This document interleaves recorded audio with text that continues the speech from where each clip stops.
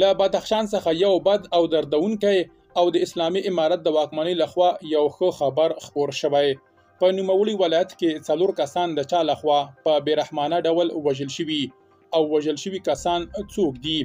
بلخوا د نوموړي واکمنۍ د ځواکونو لخوا په بېلابېلو عملیاتو کې څوک او څه نیول شوي.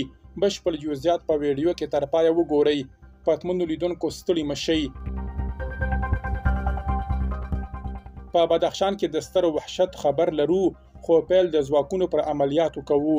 د طالبانو د کورنۍ چارو وزارت اعلان کړی چې د یاد وزارت له جنایي جرمونو سره د مبارزې پولیسو د وژنې، غلا، مغلوبه جنگ او د ځنګلونو د غیر قانوني پرې کولو په تور 18 تنه نیولي دي. دا کسان په بغلان، فاریاب، کونړ، هرات، فراه او غور ولایتونو کې نیول شوي دي.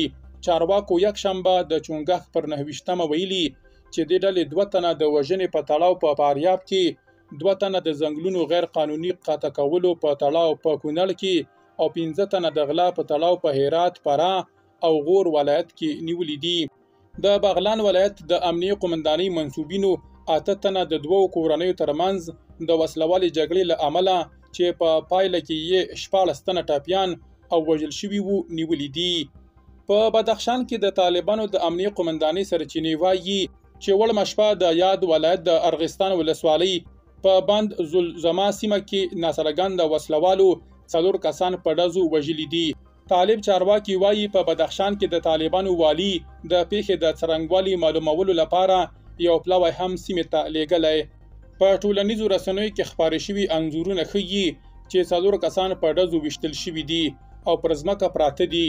تر اوسه د دې پیښې د علت او د وسلوالو کسانو د هویت په اړه طالبانو څه نه دي ویلي.